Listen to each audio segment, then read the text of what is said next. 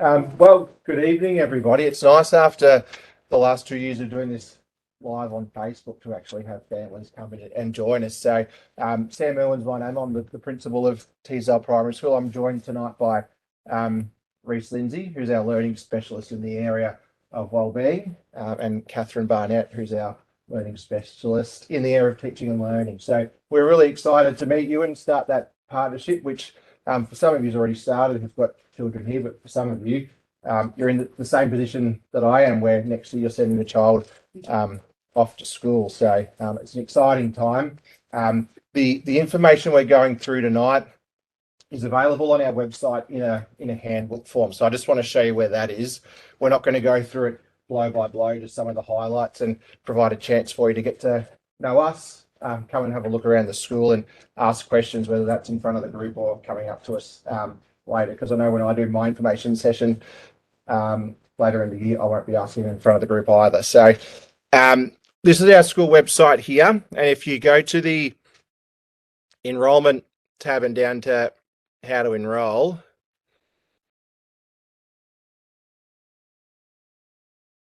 we're working from the enrolment handbook. So the pages we go through tonight as slides is available to you online at your convenience. So I'll flick over here and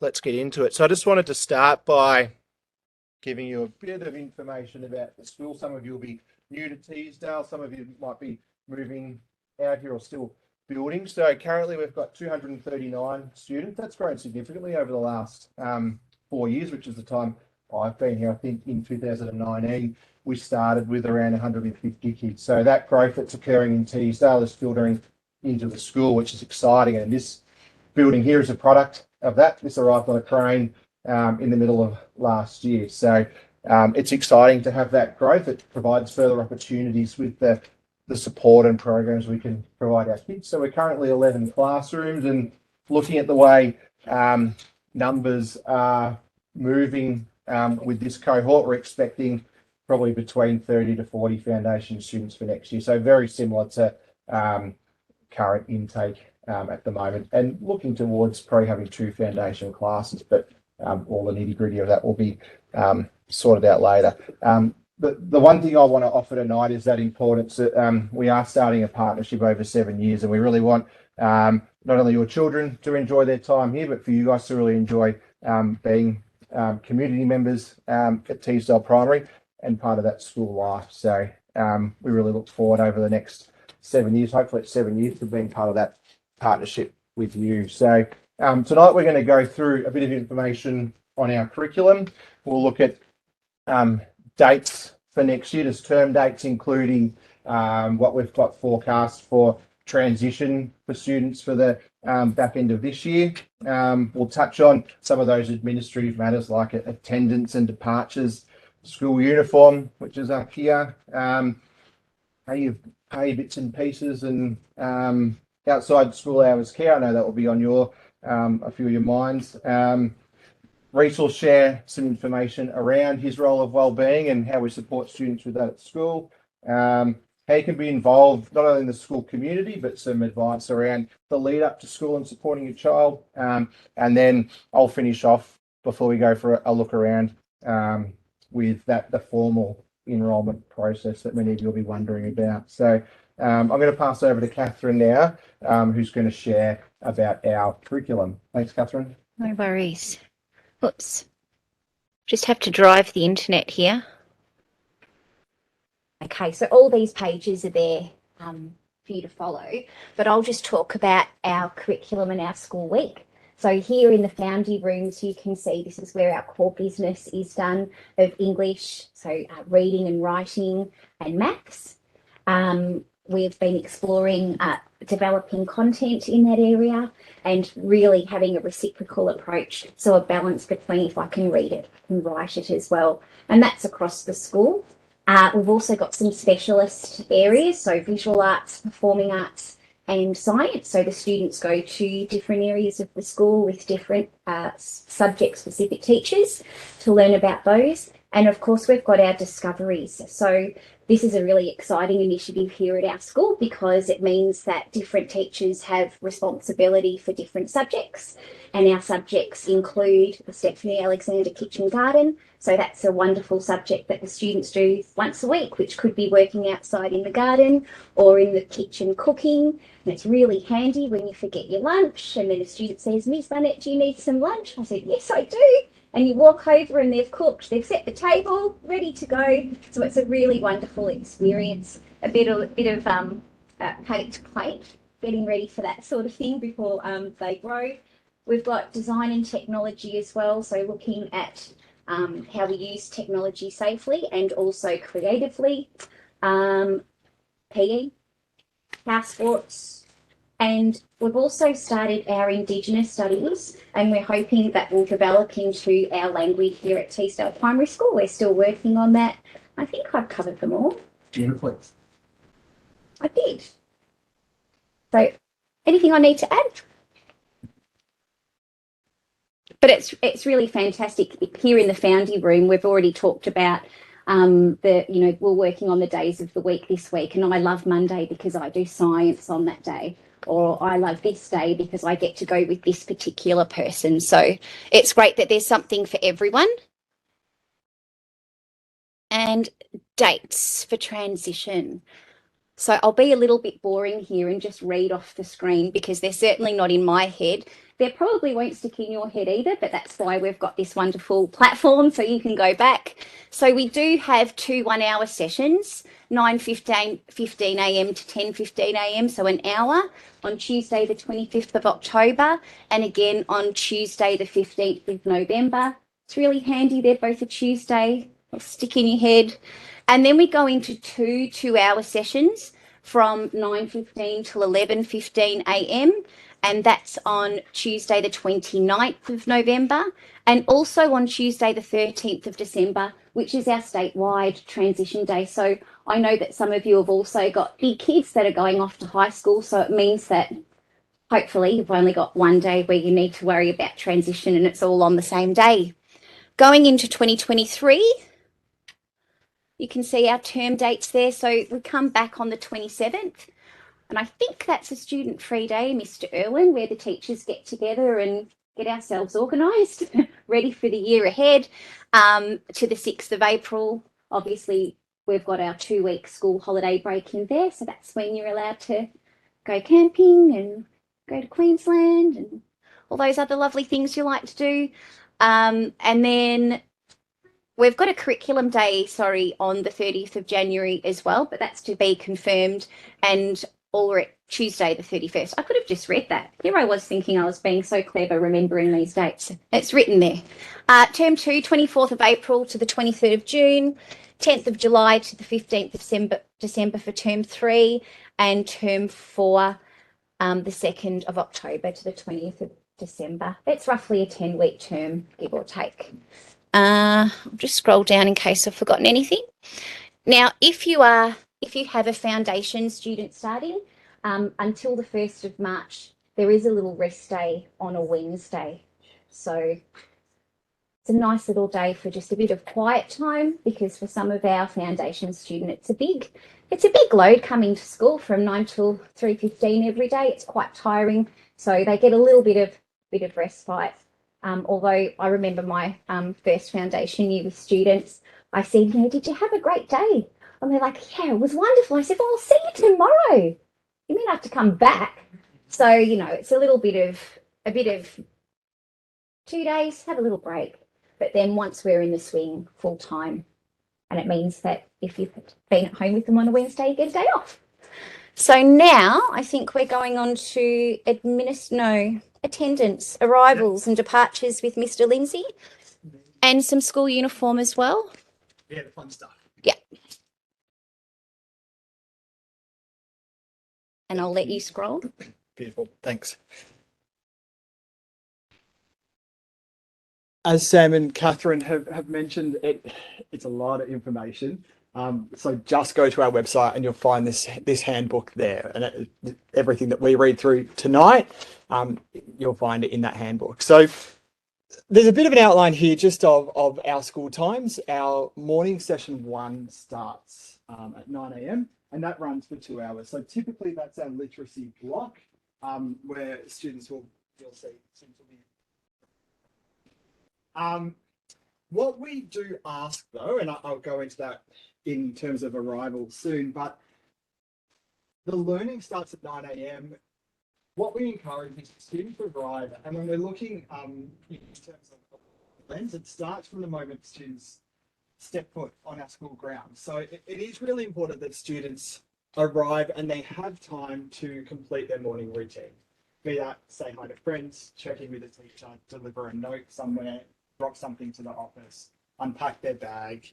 It is really important that students are in a strong routine from day one. So whilst the learning starts at 9, we encourage that our students are dropped off from 8:45. The school grounds are supervised from 8:45, and the buildings are open from 8:45. It just allows students to settle into their day and to give them the time they need rather than arrive, complete all jobs, and be expected to start their learning all at the same time. We've got a morning snack, which is in classroom. That's from 11 until 11:05. And then recess runs, you can see there, from 11:05 until 11:30. The next block of learning is that middle session. You can see it says morning session 2, 11:30 till 1:30. And typically that will be numeracy. We've got literacy in the morning. After recess, it's numeracy, followed by either a specialist subject that Catherine has already spoken about, or one of our discoveries. You can see then we've got lunchtime, lunch eating time, which is important. Then we've got lunchtime, which is 1:45 to 2:15.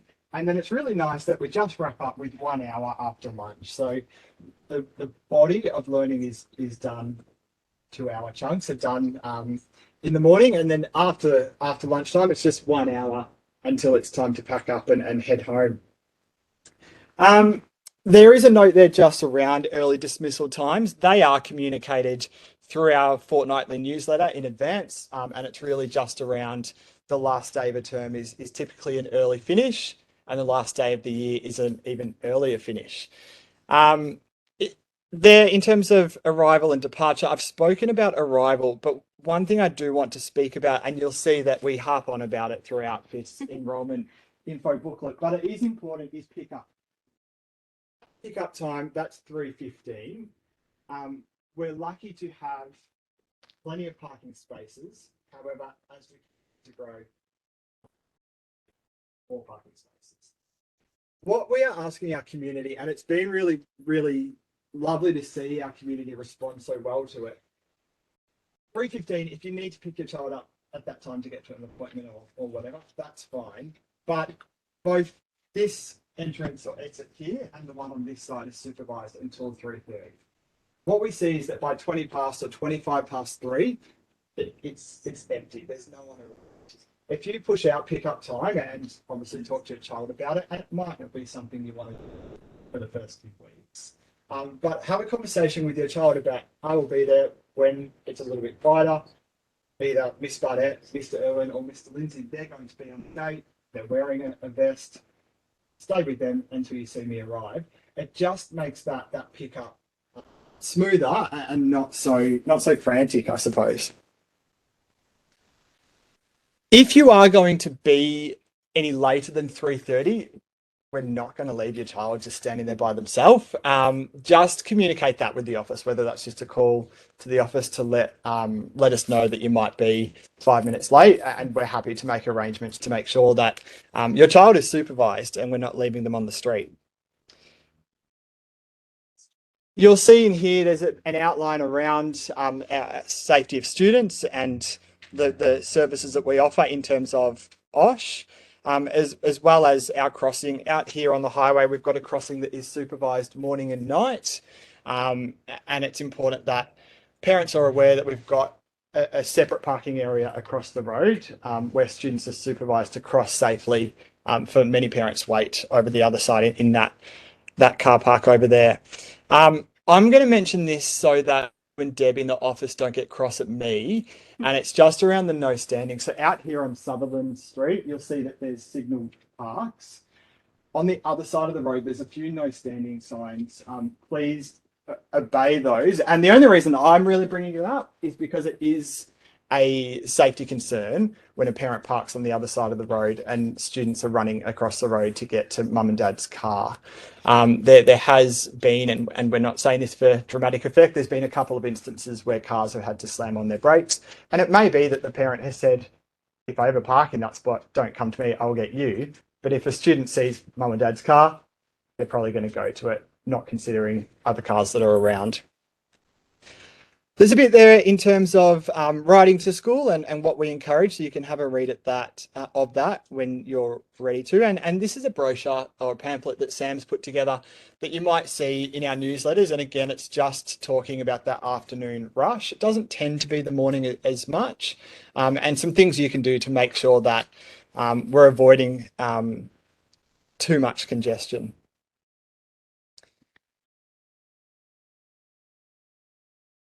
On this page, you'll see an outline of our school uniform. Sue and Deb have been kind enough to put a couple of bits of uniform on display. It talks about our school colours and the uniform that we expect students to be wearing. It also outlines why we think that wearing a school uniform is a good idea. So you can have a read of that when you get the chance.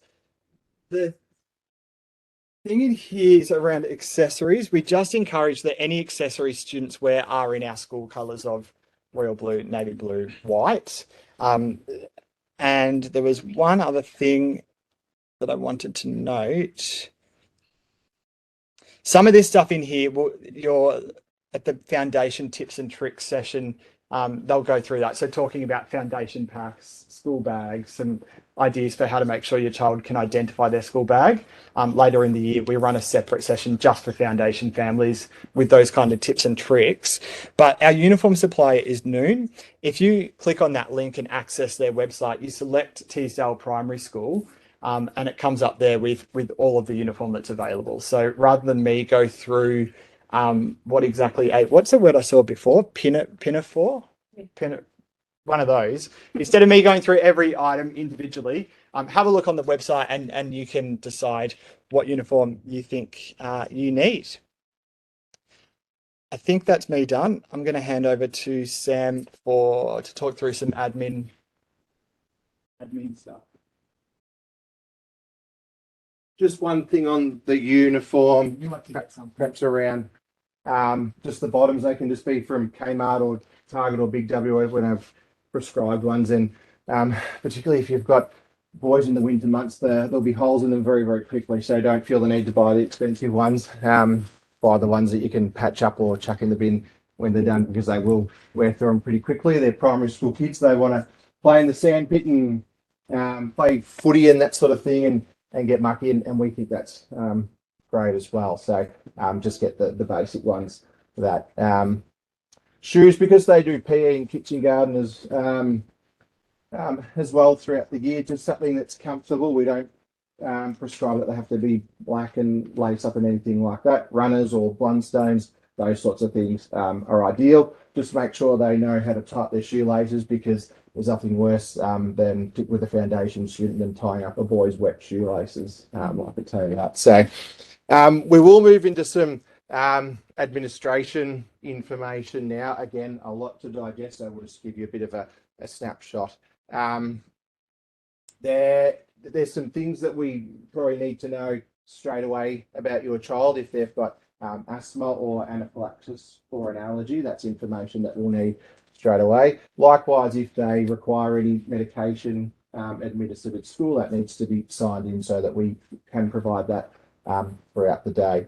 Again, Deb and Sue in the office at any stage, if that scenario changes for you, where you have a diagnosis of asthma or anaphylaxis throughout your child's schooling, go and see them, and they'll just be really happy to oblige with that information. As far as formal communication, there's a few platforms that we do use.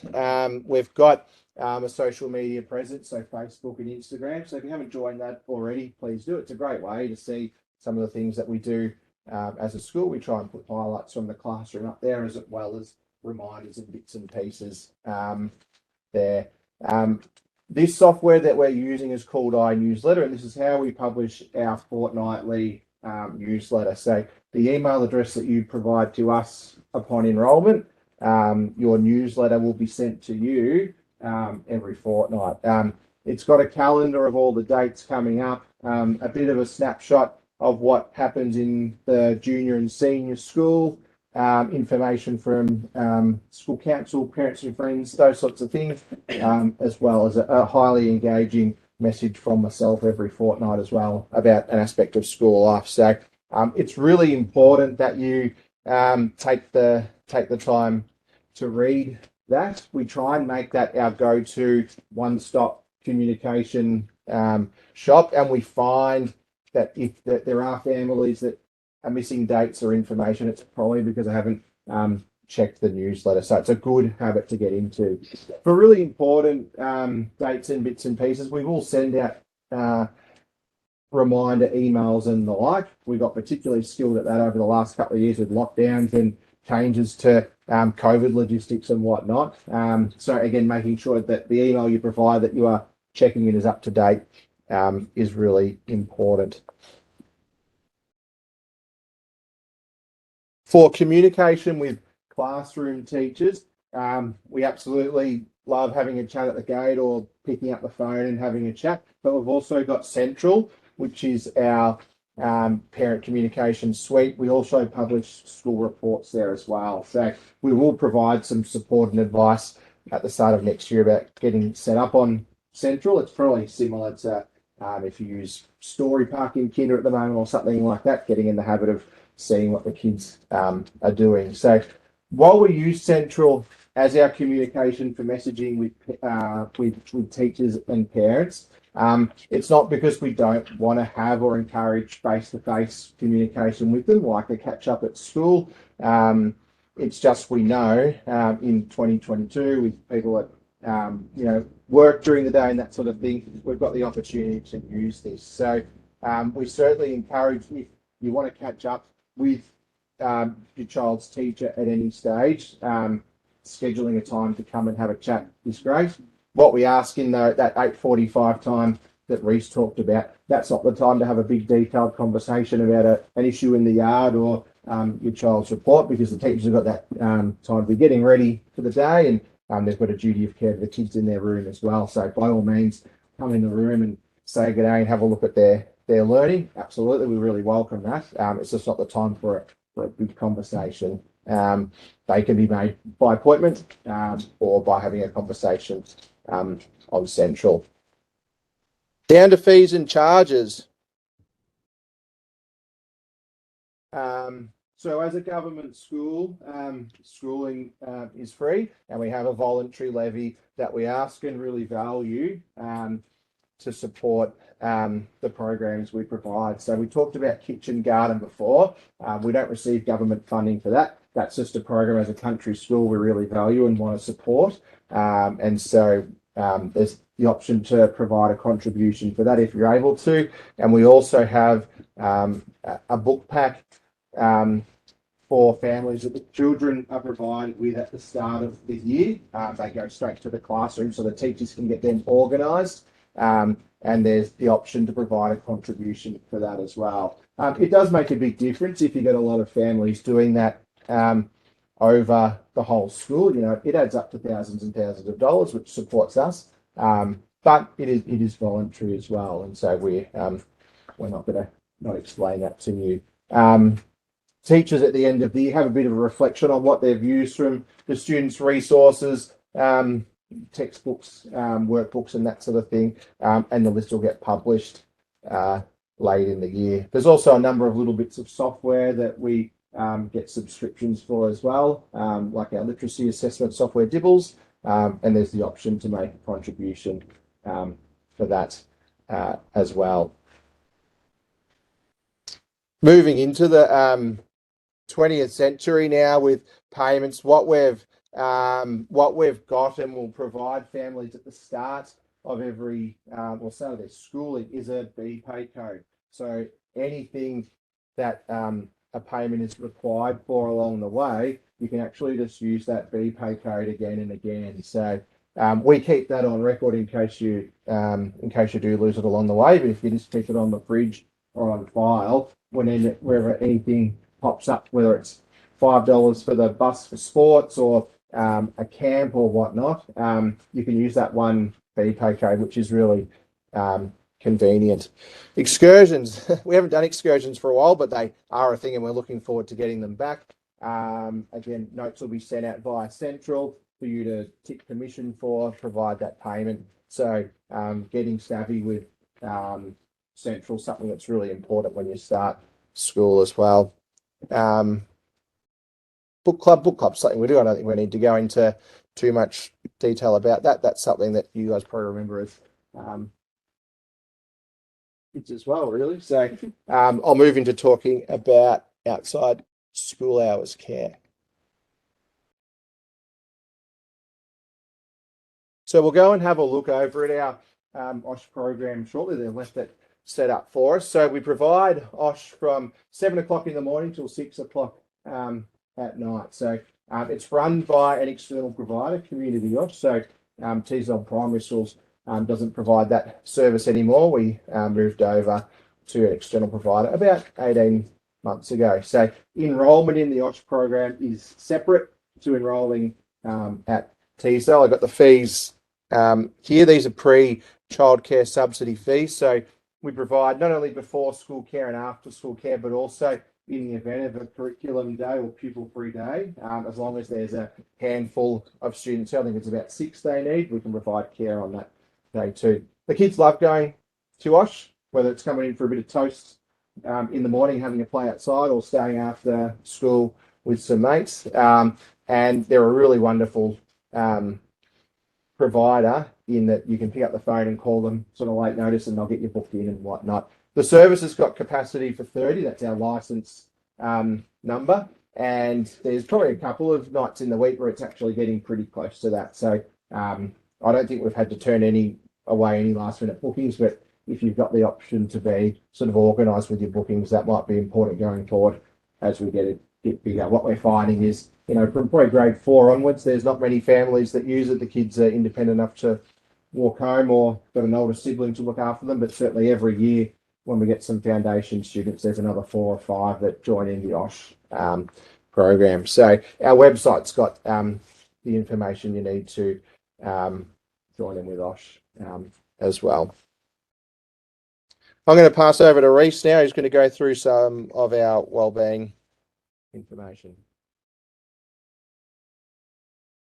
Thank you. So this next page in the handbook is just around healthy eating and food choices. Lunch boxes are something that students tend to look forward to, particularly at the start of foundation when it's a novelty. But as you go through, and I'm not going to go through blow by blow, but it explains in here what we recommend in terms of pick and mix and having a range of food. And if your child's currently at kinder, it's going to be very similar. I will just state again that we've got fruit snack, which is like almost brain food time. That's at about 10 o'clock. So it's an opportunity for kids who've had an hour in the class, and it's a quick snack that they can, fruit or veg that they can have. And then at 11, obviously, is recess, and 1:30, again, they're eating. We do ask that students only come to school with water in their water bottle. Obviously, it can be refilled throughout the day, but we encourage students not to have any cordial or other drinks. Something, particularly if your child's starting in foundation next year, is, again, to make sure that lunch boxes can easily be found and they know it's their lunchbox. So they're probably conversations and a routine that you can get into over the summer holidays, so that your child come day one is really aware about, what does my lunchbox look like? How do I actually open my lunchbox? How do I unwrap the particular things that are inside the lunchbox?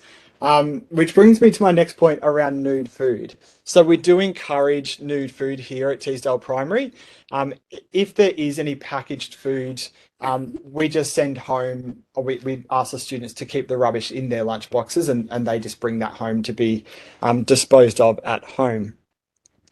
The last point here is around celebrations, and it's questions that a question that we get quite often. So it says here, we are bound by a strict policy regarding confectionery in schools. So that includes using food for rewards and in classrooms. So there's a blanket no for that. In terms of celebrations, if it's your child's birthday or there's something else you're celebrating and you were thinking about sending something along to school, I think the best approach is touch base with the classroom teacher, have a chat to them about what you'd like to send in. And there is definitely scope for that. So whether it's cupcakes or a cake that can be shared, there's definitely scope for that. But by touching base with your classroom or your child's classroom teacher, they're able to share with you any particular allergies that are present in that class and anything you need to be aware of so that you can be inclusive and that there's not poor little Reese sitting in the corner, not able to have cake while everyone else has something. Often the parents of a child with an allergy have been proactive and will have a backup option just on hand that the classroom teacher's got. So it might be that, yeah, cook whatever cake you want. He's allergic to peanuts. We've got option B for him that mum and dad have sent in. But I think the best way to approach that is just touch base with the classroom teacher in advance so that you know that you're going to be including all the little cherubs in the classroom.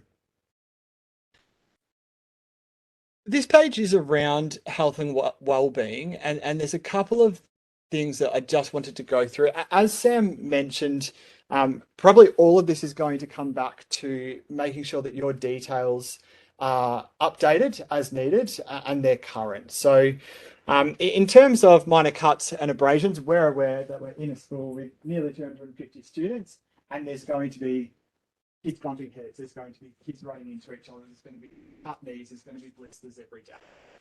We, as a staff, can make a decision on the spot in terms of, is it facility TLC? Does the child need a rest? Is it something more serious? And in which case they'll be sent to the sick bay. It is important that we've got your most up-to-date details in terms of a number. I know a lot of people don't have a home phone. Also, making sure we've got contact for your emergency contact details. Often, if we can't get onto you, it is important that we can get onto to let them know of something that has happened here at school today. We also have the school health nurse. So if your child's starting in foundation next year, there's a survey that will be sent home at some stage in the first half of the year.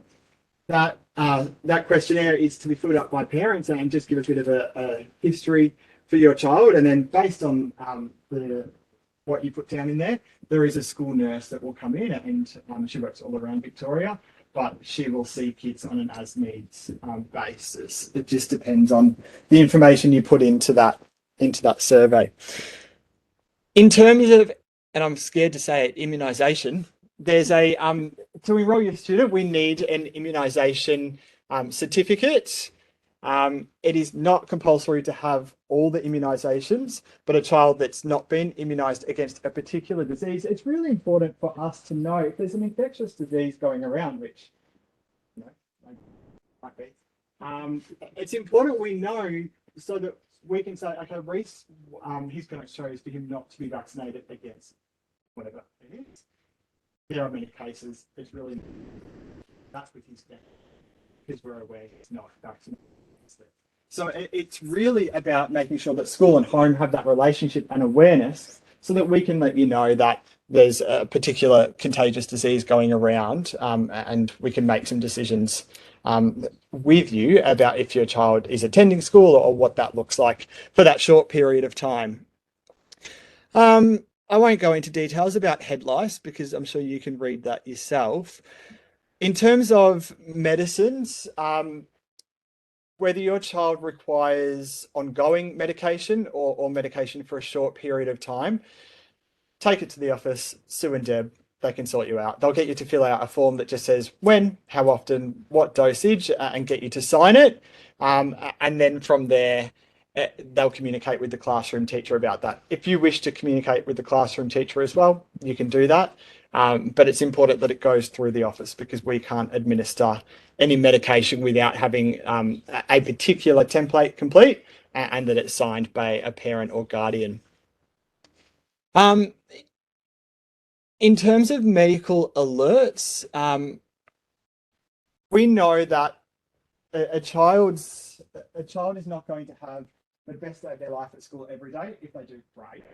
They're probably unlikely to. There might be a certain conflict they have with a friend. There might be a certain teacher that pulled them up on something that they usually don't do, and that triggers something.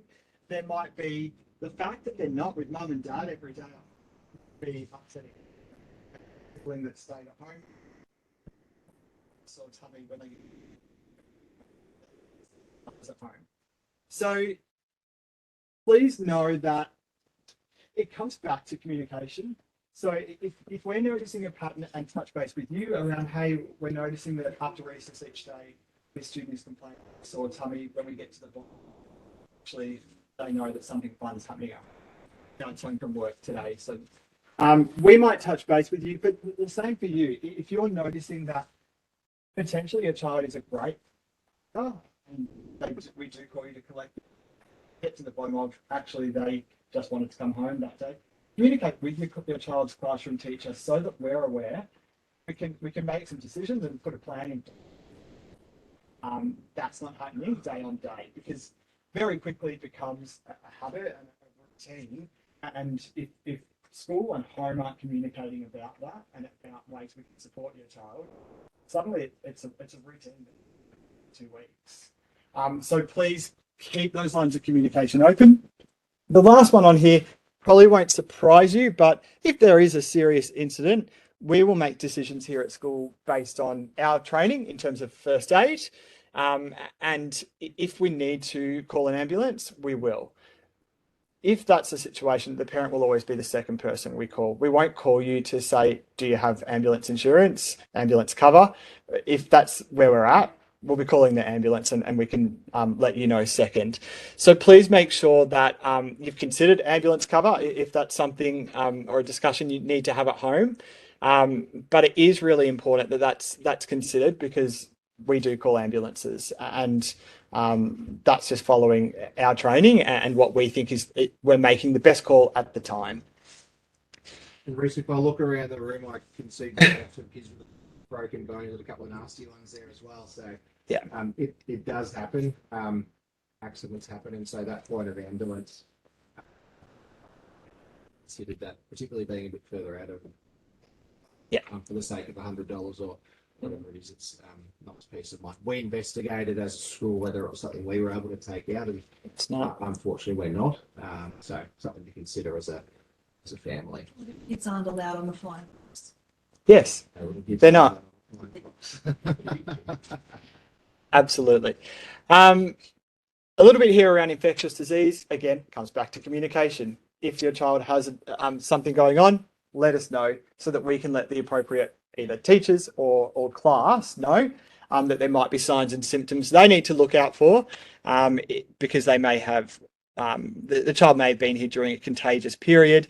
There's a lot there on COVID safe management.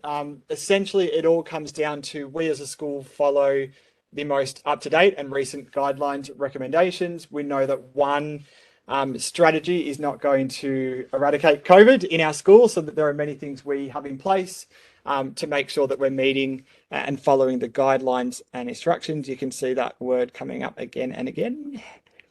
And I reckon that's the end of me. Yeah, Catherine. Yeah. So how you can be involved? Well, I think you've already made that first step by coming along tonight.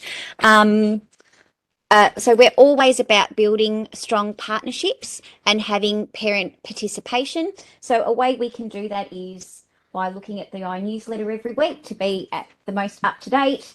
We also have a parents club, which if you're inclined to join, they do amazing work around fundraising and creating really special events, even more special for our students here. We had a colour, what was it called? Explosion Day. Colour Explosion Day, which was just wonderful. And the Parents Club really helped us get that up and running. If you would like to, you might consider joining our school council to make big decisions with Mr. Irwin. And Also, parent involvement. So that's something over the last 2 years that's been a little bit tricky. Some of us even haven't been allowed on site. So that is something that we would like to encourage. We love our parents being involved. Of course, if you are going to be involved in the classroom or working with students, you will need a working with children's check. But we're actually looking forward to see how this looks in 2023 because it's been a little bit rough. So watch this space. We would love you to get involved if you're a gardener. Got a great big kitchen garden out there that we would love your support with. And obviously your children would love to see your face around the school as well. So just watch that space. Parents Club I've already mentioned, and school reports and student-led conferences. So you obviously the open line of communication hopefully is ongoing, whether it's face-to-face at the gate or whether it's by phone call or a message via Central, which is our communication platform. But you'll also get your formalised reports at the middle of the year and the end of the year about your child's academic and their social progress. And student-led conferences, we've actually got ours. If you're already a member of our community, we've got them this Friday. So students will come to school and they're going to talk to you along with their teacher, and they're going to tell you how they've achieved, how they've overcome challenges and what they're most proud of. So our students really are at the centre here